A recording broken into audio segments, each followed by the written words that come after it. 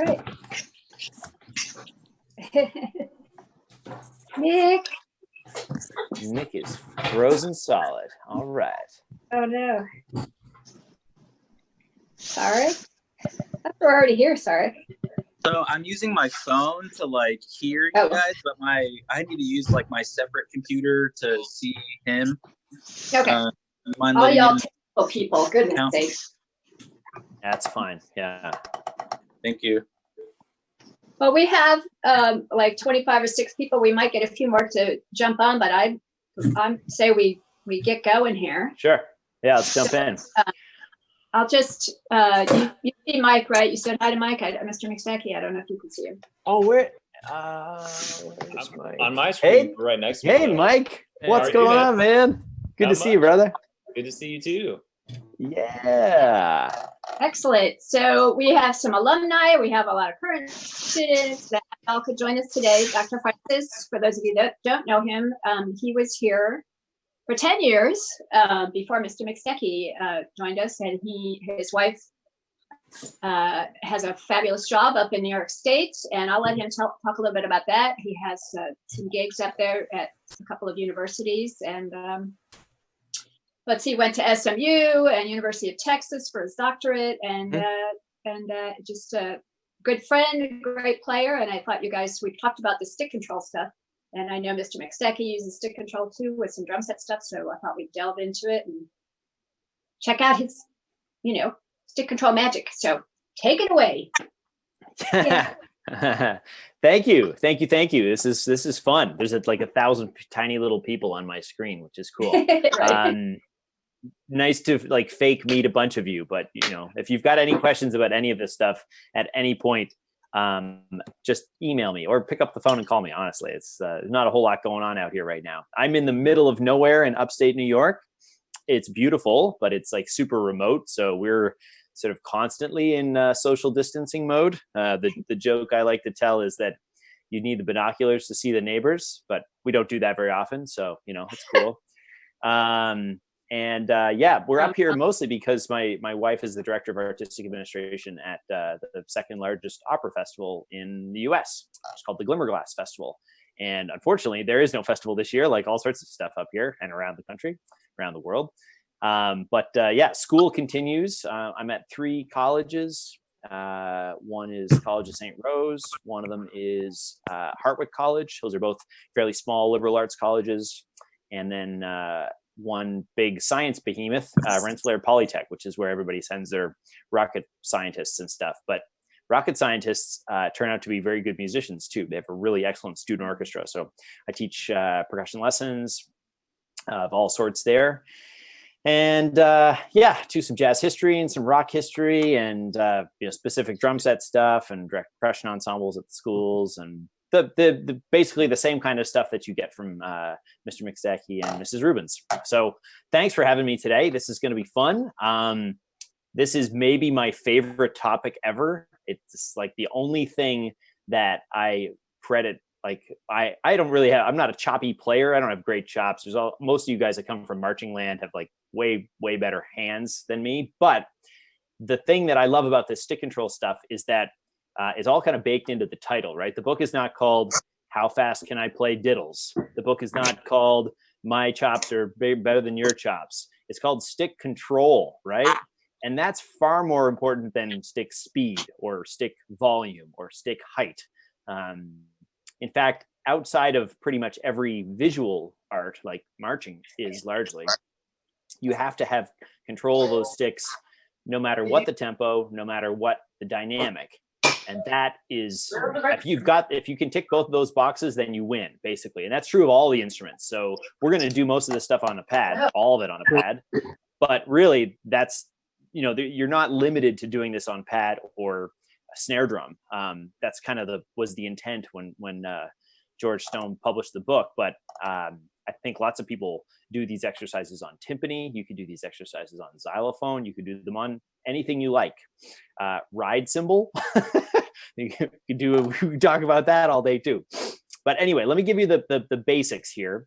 There are kind of 9 or 10 normal variations that I like to teach. And I haven't made up a single one of these. These all come from my teacher, the great Jill Ball at the University of Western Ontario. And she got most of those through her teacher, the late great Robert Honer at the Central Michigan University. And his buddy, Joe Morello, who you may have heard of, great jazz drum set player. And he cooked up a lot of these. Now, Joe Morello was one of George Stone's students. And the story, I don't know if this is apocryphal or not, is that he got kind of bored with these first 3 pages because, as you know already, it's just a whole load of eighth notes. And you're like, okay, how exciting could that possibly be? Well, in the hands of a very creative player like Joe, he made up all these variations on them. And that's what we're going to talk about today. So these come from Jill, they come from Bob Honer, and they come from Joe Morello through me. So the first one is really simple. It's just play down the page. Straight through. Number 1, straight through. It's not really a variation, but some things to think about. It's good for your reading. You're not worried about rhythms, right? You're just thinking about sound. That's all we do as musicians is make sound. So make sure your hands are even. That's always a goal, right? My left hand has never been even with my right. And I do this stuff all the time. So still practicing this stuff. Now, the second variation, which is what we'll do a demo of first, is called vamps. Okay, so I want you all to look at number 1, and you can see that it's just eighth notes alternating right and left. I'm sorry, my pad cam seems to be frozen. I'm not too sure what to do about that, but you'll hear it anyway. So if you went straight through that, you'd have just right, left, right, left, right, left, right, left, right, left. Simple as that. You get to the end of that line, and then you're going to play 2 more bars of the last hand on straight eighth notes. So it would sound like, well, it would look like this. I'll describe what I'm doing. Or maybe I can just do one of these. That sort of works. Yeah, perfect. Okay, so here's number 1. 1, 2, 3, 4. Second bar, 2, 3, 4. Vamp. I'm doing 2 more bars with the left hand because it's the last one. Directly into number 2. And then that one ends with the right. So I'm going to do 2 more bars with that. And then 3. And that one ends with the left. So we'll do the vamp with the left. 4. And vamp with that one. I'll stop there for a second. So what are we working on here? Well, again, sound is an important part. If your single strokes, the vamp part, can anybody tell me what a vamp is, by the way? Put your paw in the air if you know what a vamp is, or you can just chat it at me. That works too.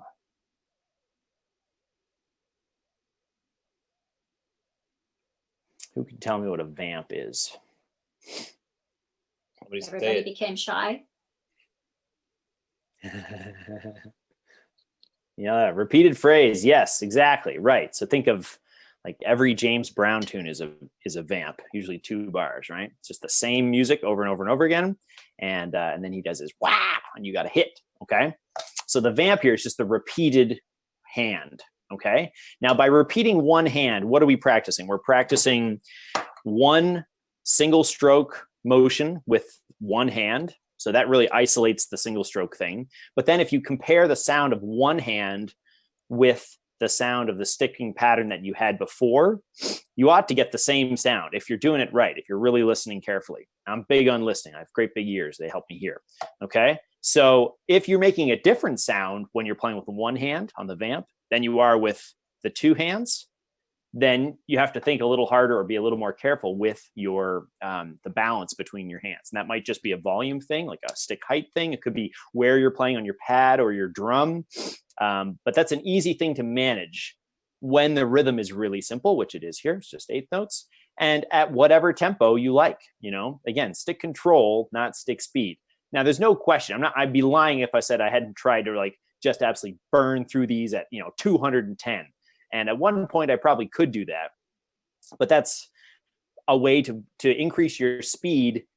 But that should never mean you also then neglect everything else. Speed by itself isn't worth a hill of beans, right? So keep that in mind. All right.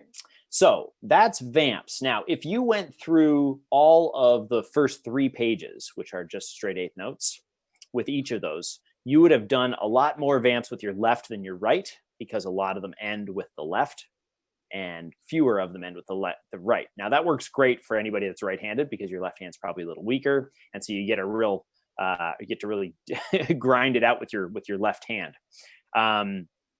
Yeah, so that's vamps. Anybody have any questions about that? It's pretty straight ahead. That's not particularly complicated. Do we dare try doing a few vamps?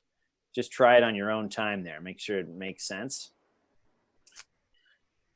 I see Garrett. What's up, buddy? How are you?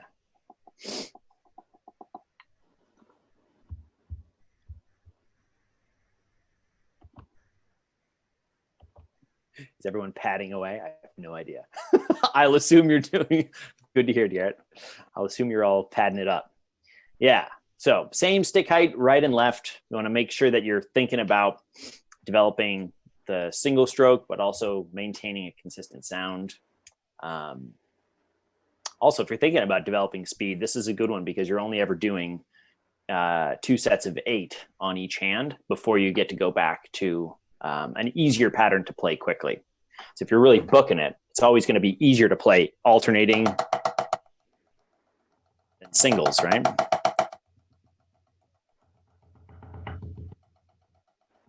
Three, 4, 5, 6, 7, oops, 8. So the single part is, you know, considerably faster than any of the sticking combination stuff. So good way to really burn them out, and then you get a rest, and then you can burn it out, and then you get a rest. So whatever. Okay, good. Next is straight constants. Okay, now in this exercise, you're going to have one hand. Let's say with the right hand, you're going to play straight 8th notes the whole time. Never going to stop.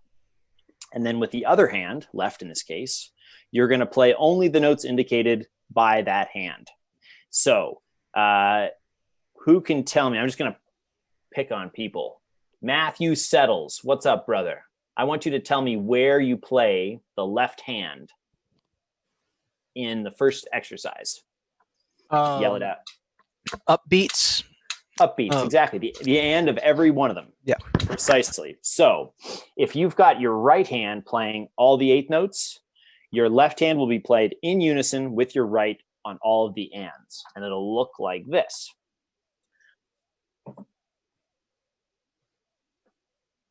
So right hand is over here, left hand's over here. 1, 2, 3, 4, 2, ready, go. 1 and 2 and 3 and 4 and 1 and 2 and 3 and 4 and. Okay, and Matt, I'm going to keep picking on you. Where are the lefts in number 2? Downbeats. Downbeats, booyah. So those are going to be all together on the 1s, 2s, 3s, and 4s. So number 1 into number 2, the right hand will continue. So here's number 1.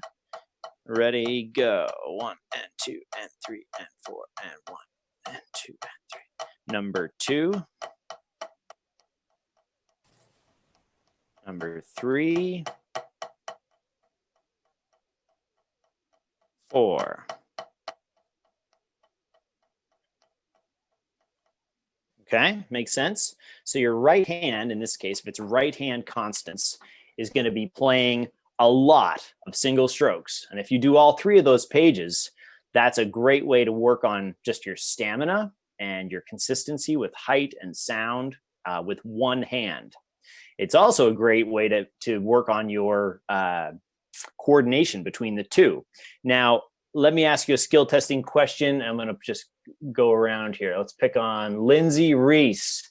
Lindsay, tell me what percussion instruments you have to play double stops on. And by double stops, I mean both hands at the same time. List them out. Yell it out. You got marimba, a Good. lot of hand drums. Yep. xylophone, vibraphone, Sure. snare. Yep. Keep going. Pretty much all of them. Exactly. Exactly. Pretty much all of them. Good. So think of, I mean, the obvious one for me is drum set, right? You're probably playing, eighth notes over here in the hi-hat, 2 and 4 in the snare, for instance. Okay. So that's essentially just two things that have to line up. Now, one of my least favorite things to hear from players, drum set players in particular, but this is true of, your marimba work or your timpani work or your multi-percussion work, is when there are unintentional flams. Because if your stuff doesn't line up, then how is that different than when you do want to do a flam? It's not. One is just sloppy. And imagine if you're the poor bass player trying to play along with someone whose hands don't line up with the feet or something like that. That's like, it's like, well, which of those notes am I supposed to be playing with? I'm sure you've all heard people talk about, drummer X or Y has a great pocket. That's what we're talking about. It's a place to put all the other notes that everybody else is playing. And if your stuff doesn't line up, your hands don't line up, your feet don't line up, it's impossible to know where that is. And it just sounds sloppy. The one exception I would say to that is the great Rolling Stones, because Charlie Watts is a bit sloppy. And I don't know if it's intentional or what, but that band never sounds bad. They have that one wonky record where it's kind of psychedelic, but we'll just ignore that. The rest of their stuff is really loose, and that's part of what makes it sound so cool. That is the exception to this rule, I would say. Generally, you want to be absolutely together, and if you're playing marimba stuff, you want, 4 notes at once. If it sounds like 4 notes kind of wherever, again, it's ambiguous or it's unintentional, and you always want to have a really intentional sound when you play, no matter what percussion instrument is. So going back to this exercise, the idea of having to line up your hands on a really unforgiving surface, like a practice pad, where you can hear every tiny little, like, it's not quite together, that's a really good way to sort that out, okay? It's also a really easy way to make sure that you can play different rhythms, essentially, with each hand, or place, say with your weaker hand, in my case, the left, one note in the correct part of a group of 8 notes, 16th notes, 30 seconds, whatever. So if you're thinking about, say, number 9, that's 3 rights and a left, 3 rights and a left, and then 2 more times, same thing. So if you think of those groups of 8th notes as a group of 16th notes, the left hand would be just playing on the of each beat, which is perhaps a kind of a tricky place to play if you're not playing anything else. So think of this as an easy way to make sure that you can put that wimpy left hand of yours, or wimpy right hand, whichever, on the trickiest part of the beat. Because if you can do that with your right hand, I bet you can do it without. It's a good way to make sure it's exactly where you plan it to be, So let's say we're doing 9, 10, and 11, and 12 or something. Right hand constant, reading the left. So here's 9, 10, 11, 12. So really you're thinking 1, a 2, a 3, a 4, a 1 EN, 2 EN, 3 EN, 4 EN, E and a, E and a, E and a, E and a, 1, 2, 3, 4. That's a great way to practice placing whatever rhythms you need to with one hand, preferably your wimpy hand or your weaker hand, exactly correctly. So you can practice that. And I do all this stuff with either a metronome. It depends on what I'm doing, actually. If I'm trying to increase speed really systematically, I would definitely use a metronome with all this stuff. Increase by 3 or 4 beats per minute maximum. Sometimes for drum set purposes, this is a bit of a non sequitur, but it's worth mentioning. For drum set purposes, I think we all have tempos at which we feel really comfortable. And if you go a little faster or a little slower than that, it's really uncomfortable. And your tempo is either going to speed up to where it felt good, or it's going to slow down to where it felt good. And so there's these kind of gaps, for me, like 100 feels really nice. And 80 feels really nice if I'm playing, spang-a-lang, like a jazz thing. 90 is not cool. So if the tempo is 90, I'm probably going to gradually make my way up to 100 subconsciously. I'm not thinking about it. But a good way to make sure that you fill in those gaps is to make sure that you actually use a metronome and very systematically make sure that you're playing a really kind of a no-brainer exercise, like a lot of these are, so that your hands feel comfortable. You have control, as the book name implies, at a really comprehensive set of tempos. You know, you're not always going to play at your fastest tempo. That's generally where we sound the worst, actually, right? You have no control. You're just holding on for dear life. We've all been there, but this is not a great place to play a whole gig, that's for sure. So most of the time you're going to be playing where there's a lot of space between notes. And again, that's just a matter of having control over that tempo and making sure your hands feel comfy at those tempos. So that's my argument for using metronome work a lot. The other thing I like to do is practice with actual tunes, because frankly, I'd rather listen to some great tunes than a metronome beeping at me. It's just more interesting. Also, if you're playing to tunes that are written, recorded before, say, 1970 or so, chances are there's no click track, which means the tempo might move around a little bit. And as much as we'd like to think that, like, all these, you know, the great drummers of the world, whether it's Bonham or Keith Moon or whomever, have amazing time, they do, but they have an even better time feel. And if the tune slows down a little bit, nobody cares. It totally doesn't matter. There are many examples of Zeppelin tracks that speed up or slow down, and none of that matters. That does not mean they didn't do a good job on the recording that day. It just means that the band as a unit was playing like professional chamber musicians, which is what we all should be aspiring to do. So listening and playing along with a band that does have a little bit of wiggle, slows down a little bit maybe on the chorus, maybe, or the verse, maybe it speeds up a little bit on the chorus, being able to adjust immediately and stay with what you're hearing, that is one of the most valuable skills you can have as a player. So I do pad stuff all the time to both recordings and to the click. Just kind of depends on what I'm working on. What's the goal? So have a goal. Intentional practice, right? That's always important. Okay, so that was straight constants with the right. Obviously, if you do it with the left, same deal, right? Now, a good excuse to do it for me with my left hand's pretty wimpy. If I do 3 pages of pretty fast constants, that's 1,000,000 eighth notes in a row. It's like 2 or 3 minutes straight of just making sure that my arm is nice and relaxed. Usually if I'm doing these, I'll just do a little chicken arm every once in a while. Make sure I'm still not like locked up and starting to play with, you know, rigor mortis should not be setting in at any point. So there you go. It's a great way to really get your single strokes in order, one hand at a time. Nice division of labor, right versus left. And it's a good way. I mean, I need to do twice as much with my left than I do with my right. So those first 3 pages, I'll probably do first page with my left, second page with my right, third page with my left as the constant. Okay. Plus, it's a good reading exercise because you're not reading what's on the page, you're reading almost what's on the page.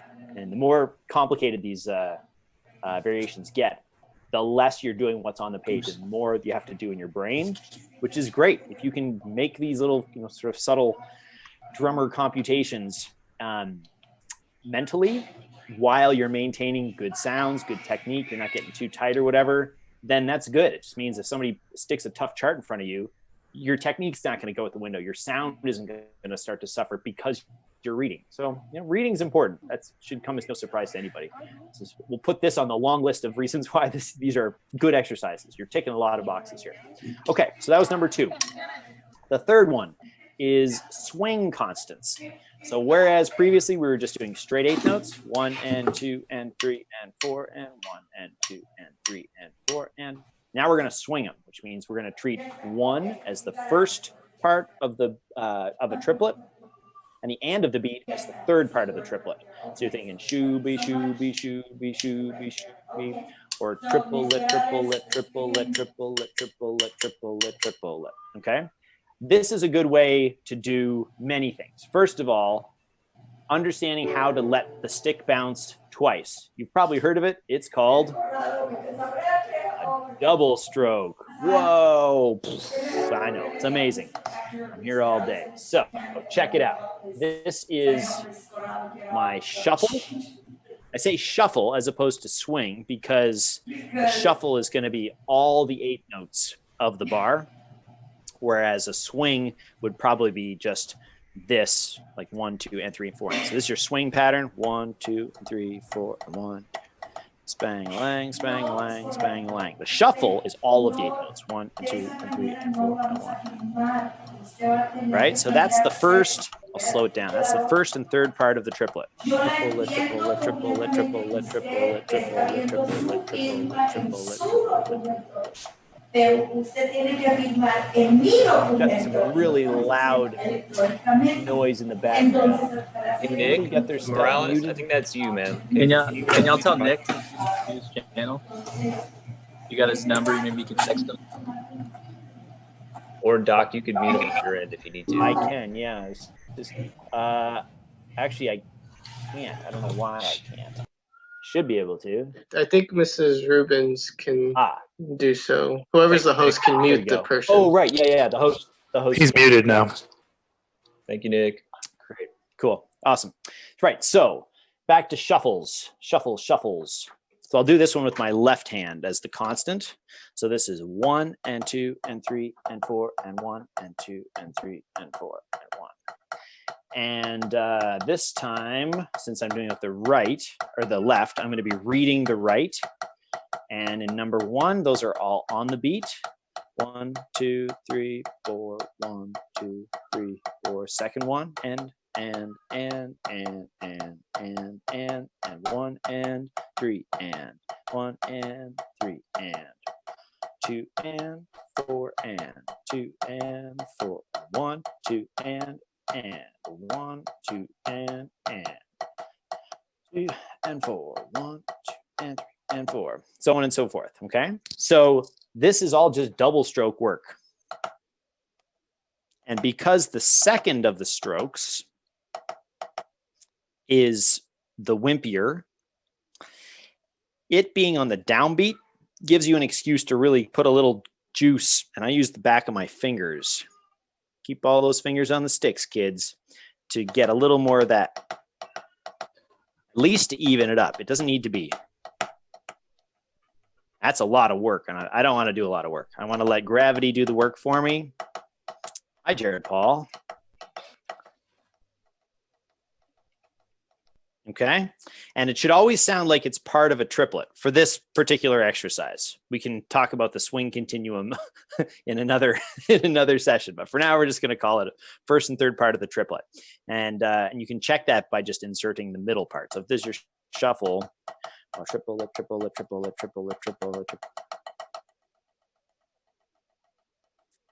Same thing with the left. Okay. Now, this is a great one. Actually, both constant patterns or constant exercises are really easy to apply to the drum set because you're almost always doing something in a regular manner when you're playing drum set, unless it's like a totally free, improvisation thing, which is fairly unusual, I would say. So imagine you're playing your standard rock beat number 1, where you've got 8 notes in the hi-hats, 1 and 3 in the bass drum, 2 and 4 in the snare.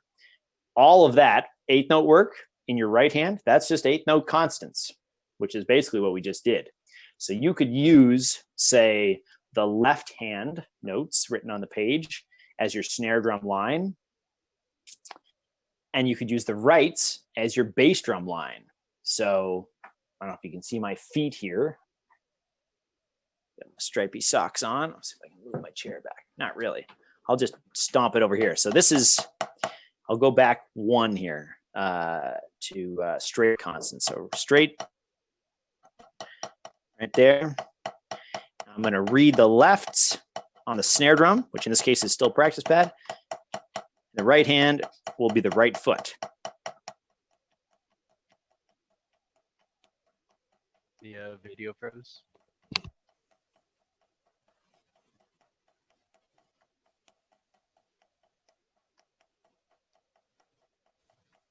And as wonky as that probably looks and sounds, I would direct you at this point to my website. Go to gfpercussion.com/resources And you can watch me actually do these on a real drum set, which makes a lot more sense than in the living room here. But the kids are asleep, so no drum set for today.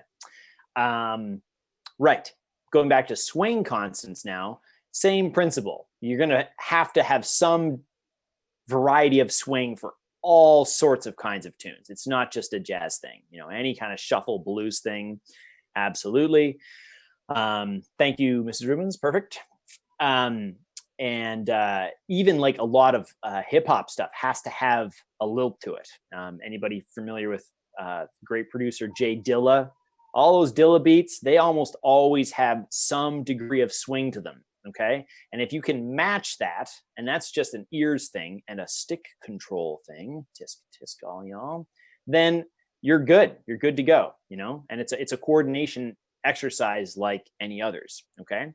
And you can always pick any type of constant pattern you want and read one of those hands. So for instance, with my jazz drum set students and in my own work, I'll play quarter notes in the ride, 2 and 4 in the hats, and then just read the left hand on the snare. So it's more like a comping exercise, or just read the bass drum, or read them in unison, which is a great one that we always forget to do.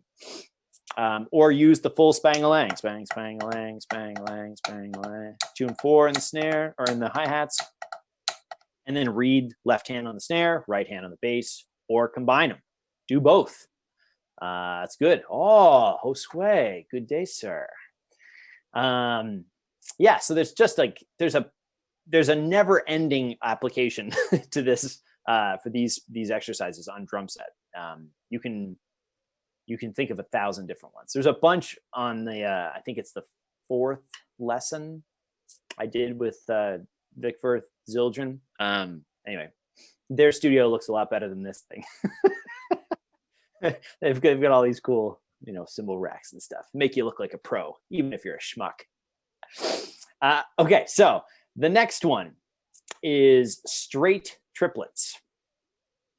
And straight triplets, just think for every right, you're going to play 3 rights.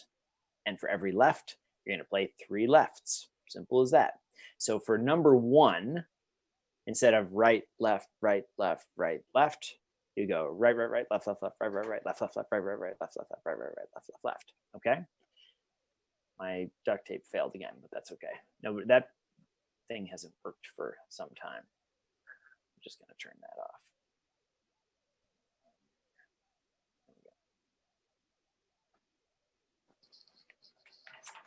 Okay, so number 1. Ready, go. 1.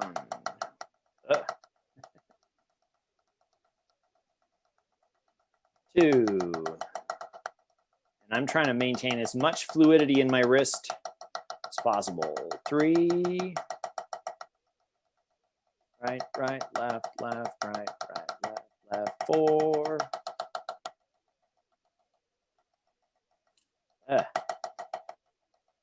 And always keep lots of chords hanging around. It's good. I find that's a nice little, you know, obstacle course. That's a joke. You guys don't like jokes. Noted. Okay. So that's straight triplets. Again, excellent work for your, thank you, Abe. Thank you.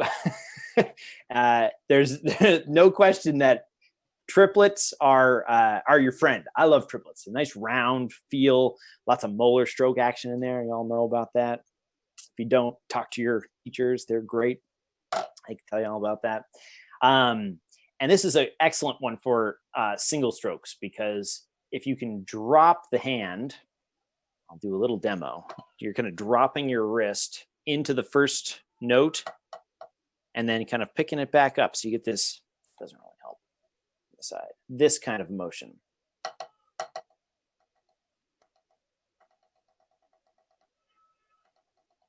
All those other strokes are in my fingers, okay? Because I can't just, like, you can see, look at all the tension here. If I just try to dig all those out, it just doesn't work. But I can do that all day if I'm letting the fingers do the work for me. No problem. I'm not working hard. You're letting gravity do the work for you. Gravity is your friend, okay? So Again, stick control, not, oh, I'm at the gym. Oh, none of that. This is all subtle, in the hands, tasty, relaxed, healthy. It's good for you, feels good. Your hands will feel like spaghetti after that. And then you can go count your duts. Yeah. I never got a chance to count my duts. So, my loss. Okay, so that's straight triplets. Next one is maybe my favorite, and it's called alternating triplets. So for every right here, you're going to do a right, left, right. And for every left, you're going to go left, right, left. And again, if you go to the website, all of these have a lesson, a video lesson, and a PDF explaining it much better than I'm doing right here because I had to write it all down in as few words as possible. So right, left, right, left, right, left. There you go. Thanks, Corey. So I'll demonstrate. So your first, this table's kind of in the way. There we go. Your first one looks like this: right, left, right, left, right, left, right, left. Piece of cake. Everything's alternating. Okay. If you look at the last 4 notes of the first bar, right, left, into the second one, the second line, which starts with the left, you got 2 lefts in a row. So you're going to have this pattern. Here's the last 4 of the first line: right, left, right, left, left, right, left. Do that again. Right, left, right, left, left, right. So there's a double from the third part of the triplet to the first part of the triplet, end of line 1 into line 2. If this sounds like a swinging idea, you'd be correct. Okay, so here we go. Line 2 is the same, but backwards from line 1. So the last 4 of those would be left, right, left, right. But then you've got 2 more rights in a row in line 3. So here's the last 4 of line 2, left, right, left, right, right, right, left, left, right, right, left, left, right, right, left, left, left, left, left, left, right, right, left, left, right, right, left, left, right, right, left, left, into 5, right, right, left, right, left, left, right, left, right, right, 6.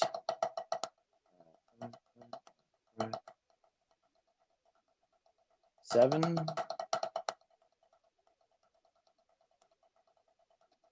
8.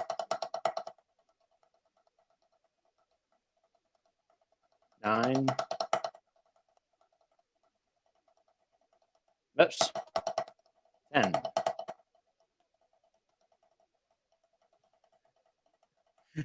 So on and so forth. I can tell how little of this I've done lately. My left hand sounds terrible. So that's the idea, though. Okay, sound, it matters. Okay, even for old farts like myself. The double stroke workout that you get here from using the double, that's going to get you from the third part of the triplet to the first part of the triplet over the course of 2 repeated triplets is excellent. And so essentially what you're doing here is combining single strokes and double strokes into a single stream of nonstop triplets. And if you can make that sound even, you win. We talk about rudiments all the time, and we should. They're really important. But all those rudiments boil down to like 3 basic ingredients. Well, 2 basic ingredients almost, and they are singles and doubles, right? A flam is just 2 singles. One's small, one's big. A paradiddle is just 2 singles and a double. A 15-stroke roll or a 16-stroke roll or an any number stroke roll is doubles plus 1 stroke. That's all it ever is.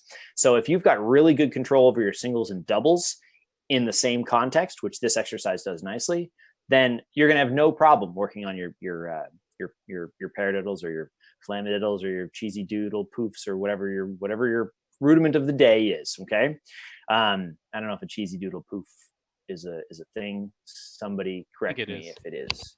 I'm pretty sure it is. Yeah, it's advanced rudiments. I didn't get that far in the book.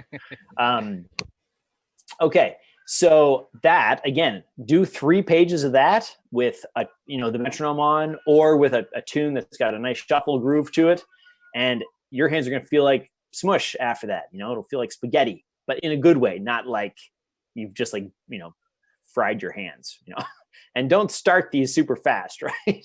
Don't forget to I use these as warm-ups before gig all the time. Just do them either on a pad, or I do them often on the side of my drum throne, because it's kind of springy. It's got a nice rebound to it, and it's quiet. Doesn't bug anybody at the bar. Not that anybody's going to clubs right now, but there you go. Right, so that's alternating triplets, okay? Next one, paradiddles. Like I said, paradiddle is important. Rudiments are important. In this case, every one of these is going to have a paradiddle attached to the main stroke. So number 1 is just alternating right, left, right, left, right, left. So you'll have right paradiddle, left paradiddle, right paradiddle, left paradiddle. Okay, that's easy enough. But again, a lot of the time on this page, you're going to have 2 of the same hand, or more, 3, 4 of the same hand in a row, in which case you've got a right hand paradiddle, say number 13. That's 4 rights, 4 lefts, 4 rights, 4 lefts. You're going to have 4 right hand paradiddles in a row, which means that you have a group of 3 right, left, right, right, right, left, right, right, right, left, right, right, right, left in a row. And that is a great workout, because we don't often have to dig out 3 notes in a row. So I'm just going to do 13 a couple times through here. Scoot this back. So I'm going right paradiddle, right paradiddle, right paradiddle, right paradiddle, left, left, left, left, right, right, right, right, left, left, left, left. That's the left. And I find myself immediately, I'm doing a little molar stroke, kind of a very fluid wrist motion. Kind of hard to see my wrists. To get me through those 3. Because the first of that 3 is the start of the next paradiddle, which I don't necessarily want to accent, but I don't want the downbeat to be the wimpiest part of what I'm doing. It shouldn't sound like paradiddle, paradiddle, paradiddle, paradiddle, unless you want to be like my buddy Steve Martin and only accent those, which is really hard to do. I won't even try it. So here's 13, and I'll do 13, 14, 15, 16, or something like this. So this is right, left, right, 14, right, right, left, left, right, left, 15,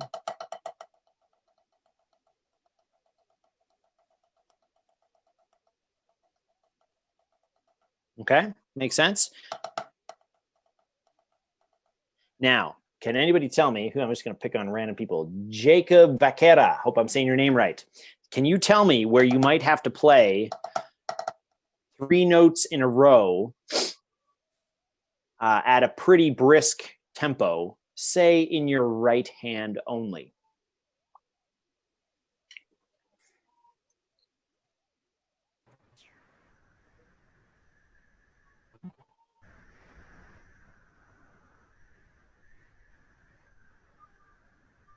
I'm not Those sure. are my children upstairs.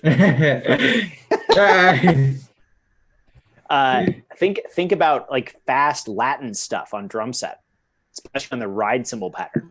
Like if you're doing a samba or something like that, pretty standard pattern. And Mr. McStackey knows a lot more about this stuff than I do. He's the resident Latin specialist. I'm the Canadian specialist. So all those Canadian beats, no such thing. I'm all about those. Okay, so check this out. So this is your, my hand. This is your ride cymbal pattern, or your bell pattern. You could call it that. There you go. So, right, if this is your rim,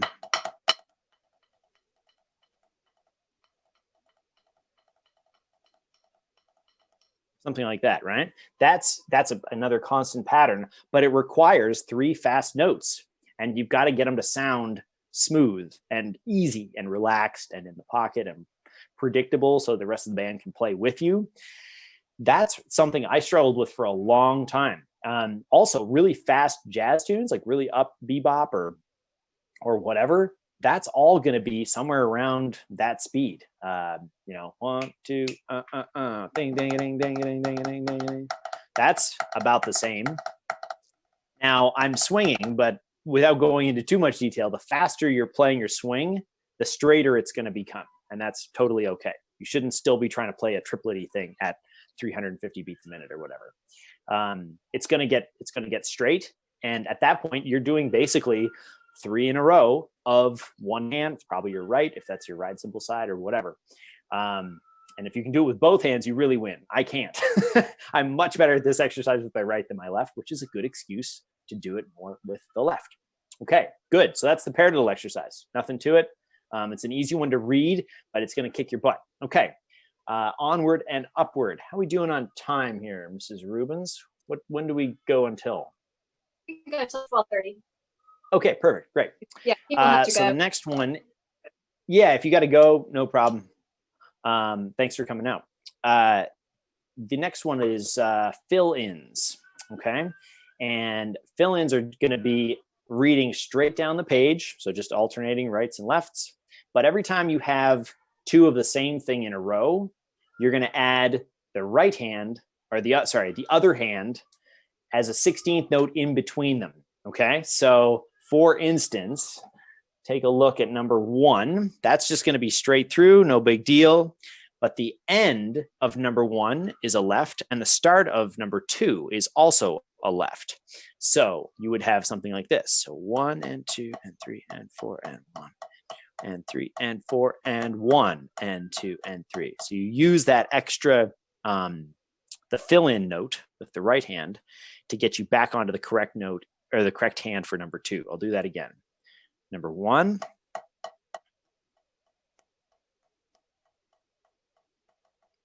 That was 2. So number 2 ends with a right and starts with 2 rights. So right, right, left, left, right, right, left, left, right, right. And ends with 2 and starts with 2. Left, left, left, left, right, right, left, left, right, right. Here's number 5.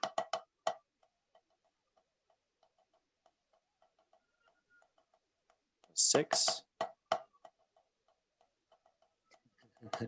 That's my daughter upstairs. And 8. 9. 10. 11.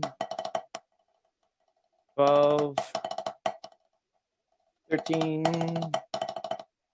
14. 15.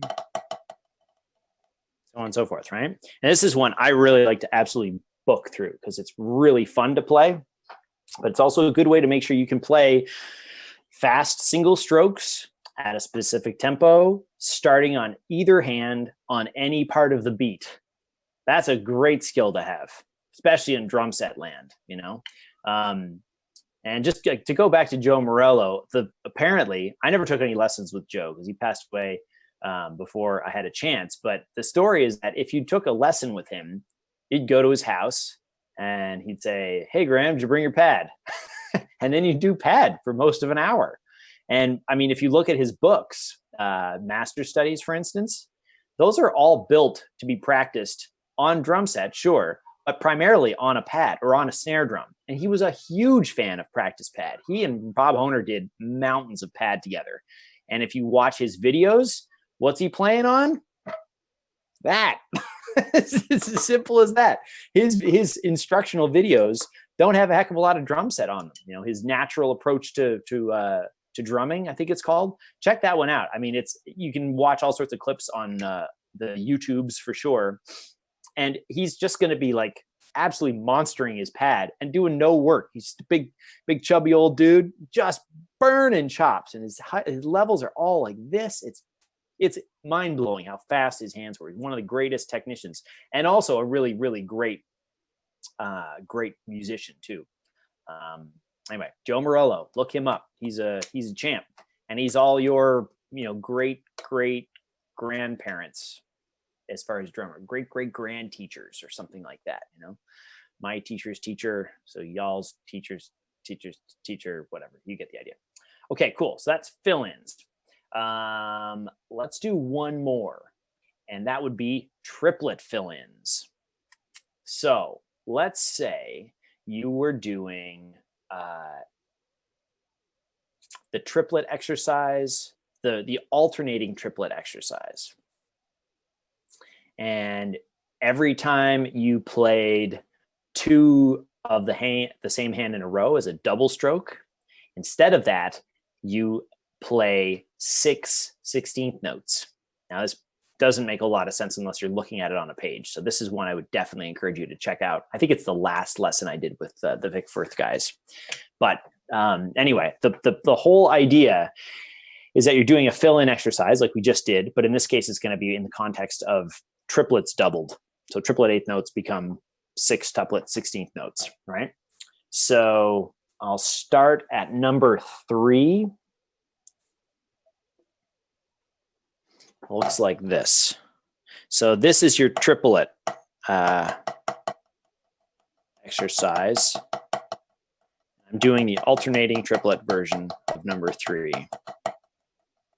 Okay, fine. So if you add the doubled or the filled in triplet for beats 1 and 2 and 3 and 4, frankly, you're going to end up with this. So instead of this, you get this.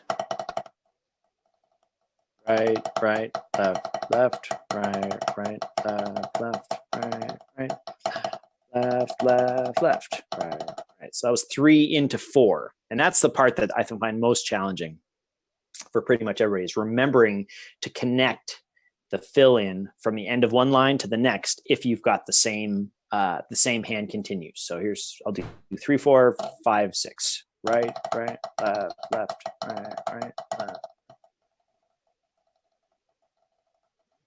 Number 4.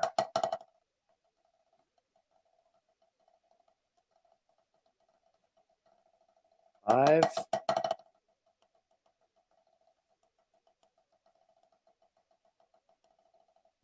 I got myself. This is the end of 5. 6.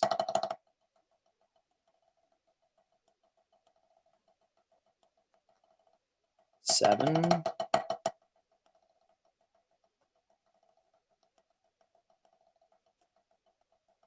so on and so forth. Okay. And with any of these fill-in ones, once you get to that third page, take a look at that. Actually, if you've got the book in front of you, the third page has a lot more of the same hand in a row. So all of these exercises become substantially more of a butt-kicking festival, because it's just a lot harder to do. A lot of the thing that becomes difficult is the repeated parts, because that's where the doubles are, or that's where the triples are, or whatever the exercise is, right? So the third page is the hardest. I usually do them in order for that reason, for first page, second page, third page. A good way to do all these exercises, I would highly recommend picking one column. The pages are all divided into 2 big columns, or maybe even just 4 exercises, and just make sure that the reading part of the exercise is clear. Because if it's not, and you're using like 100% of your brain to think about, am I playing the right variation, which is how it's going to start, and that's totally fine, then you're not thinking about the technique, and you're probably not really listening to your sound, and that kind of defeats the purpose. So there is a bit of a learning curve here, like anything, and it's well worth spending the time going slowly in a small chunk, 4, 5, 6 exercises, with a given exercise to make sure, a given variation rather, to make sure that you understand how to read it. Okay. Again, on those video lessons on the website, I think always the first column. It's been a while since I watched them. I know that's hard to believe. Got to get those views up, so one column or so sort of as a demo, and that should help explain them. But again, if you're like, none of this makes sense, download the PDF, check it out. And if you're like, none of this makes sense, give me a call. Pick up the phone, send me an email. I'm easy to find. Okay. But this is such good stuff that that's the thing I only ever, thanks, Sark. Good to see you, buddy. it's the thing that I start all of my students with, of pretty much any age, frankly. It's a great way to make sure that your hands are nice and relaxed. There's no tension. You're moving like the good Lord intended it. It's very fluid and not a lot of arm involved.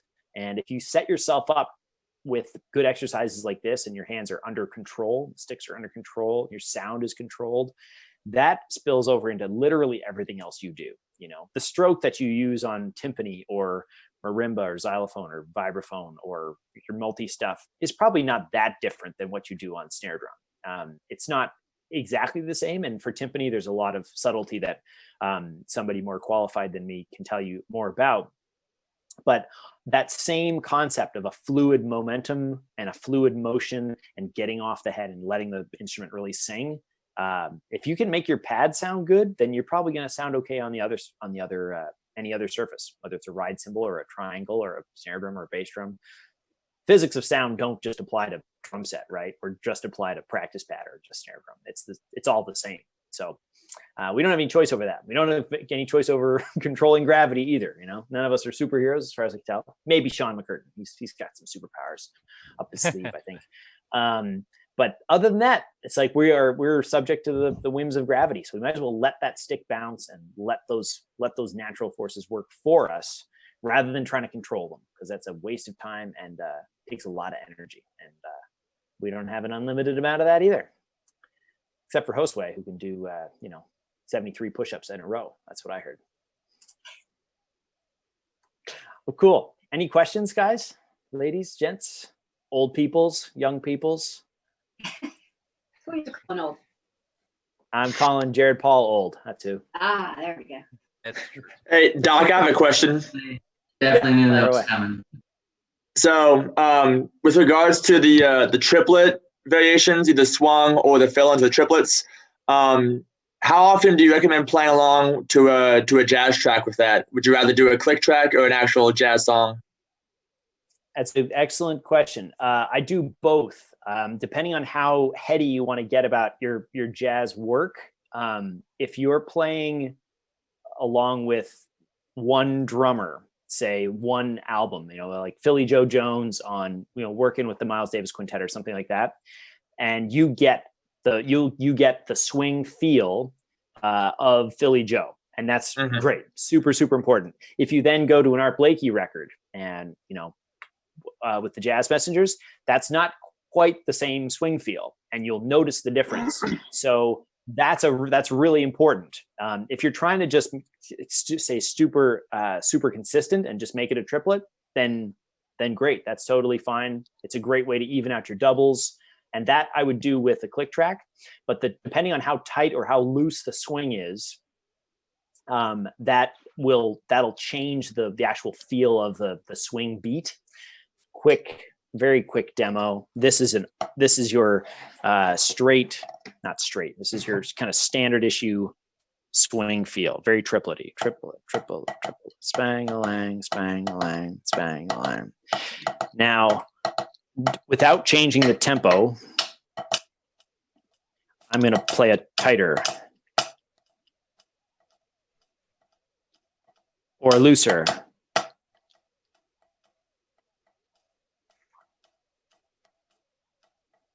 And all three of those are totally acceptable in various contexts, as long as everybody you're playing with matches that swing feel. So if you're trying to develop your hand's ability to adapt to different feels, absolutely go straight to the records, because you can't get that from a metronome. Yeah, it's a great that makes question. Sense. Cool. If you're Thank trying you. to just yeah, you bet. If you're trying to figure out get your doubles sorted out, I would do it with as even a recording as you can find, or just use the metronome, and listen for those subdivisions that you're responsible for. Yeah, two different exercises, but yeah, both super important. Good call. All right, thanks. Anybody else? Hi, Doc. Where did that voice come from? That was the glorious Graeme Hernandez. No question, just yelling it. Wow. Look at the cookie duster on you, man. Amazing. like it. I like it. Thank you. Yeah. What else? Yeah. That's right. Drumming granddad. Exactly, Nick. So yeah, go to the website. Honestly, it's a bet. I mean, first of all, I've got my camera's duct taped to a music stand right now. The good folks at Zildjian and Vic Firth have like people who actually know how to do this stuff, not me. So it looks better, it sounds better, and it's better edited and everything else. But check it out, gfpercussion.com/resources, and definitely print out those PDFs, teach them to your students, spread the good word. This is the thing that pretty much all my playing is based on. And any of you old timers who have had lessons with me know just how intense I can be about stick control. It's the bomb. Yep. It's the stuff. It works. And it never gets old. I mean, if you're bored with an exercise, slow it down or speed it up. There you go. Problem solved. It's really that simple. Yeah, cool. Any other questions before we get on out of here? Thanks so much for spending time with us today. It's been great. Sure. My pleasure. Let me know if you have questions. See you I and expect all to hear from you guys. all of you current and former students. We appreciate you guys jumping on. Yeah, great to see everybody. On this side, so I don't know. No, we can still hear you. Yeah, absolutely. Yeah. Good stuff. Okay, y'all. Thanks, Abe. Good to see you, or sort of half see you. Yeah, it is the same pad. Exactly the same pad. Wow. I get a new one. Who works out? Nobody. If you're wearing out your practice pad, you're doing something wrong, kids. How about that? Hey, Abe. Good to see you, brother.